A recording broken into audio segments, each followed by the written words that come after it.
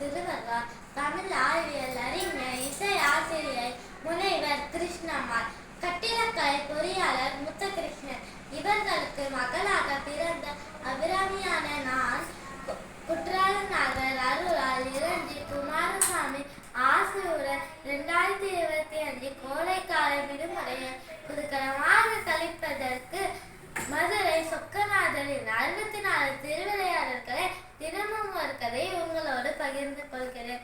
ஈஸ்வரின் கதை கேட்பவர் இல்லத்தில் மன அமைதி, உடல் நலம், செல்வ செழிப்பு கிடைக்கும். இதனால் அனைவரும் ஈசனின் கதை கேட்டு இன்புற்று வாழ வேண்டுகிறேன். திருவிளையாடல்களின் முதல் புராணம். இந்திரன் பழி தீர்த்த கதை. இந்திரன் ஒரு நாள் தேவலோகத்தில் தேவ மகளிர் ஆடலை கண்டு மது அருந்தி மது இறந்து இன்றைய கால மக்கள் போல் இருந்தார். அப்போது அவரது ஆசிரியர் அங்கு வந்தார். மதிமயக்கத்தில் இருந்ததால் ஆசிரியருக்குரிய மரியாதையை செலுத்த தவறியதால் செல்வத்தை இழந்தார். வர்மனிடம் சென்று தான் செய்த தவறுகளை கூறி திருந்துவதற்கு வழியை கேட்டான்.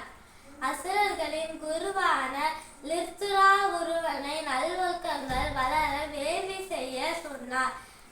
அசுரர்களின் குரு தீய ஒழுக்கங்கள் வளர வேள்வி செய்தார்.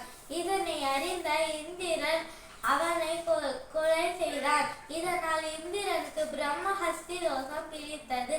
இந்திரனின் கொலை பாவத்தை தேவர்கள் பங்கு கொண்டு கொலை பாவத்தில் இருந்து இந்திரனை காப்பாற்றினார்கள்.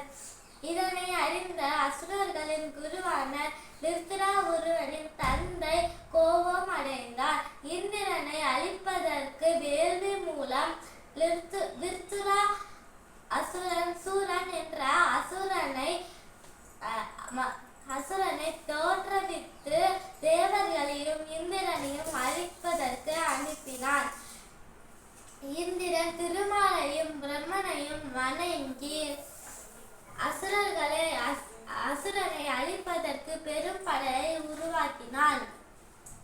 அசுரன் கடலுக்குள் ஒளிந்து கொண்டான்.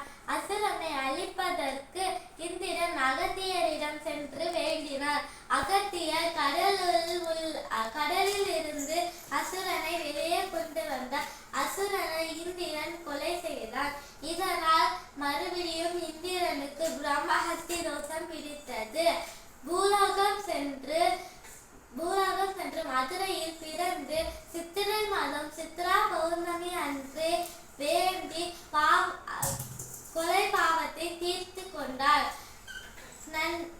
ஈசனின் கதை கேட்டு இன்புற்று வாழ வேண்டுகிறேன். நன்றி.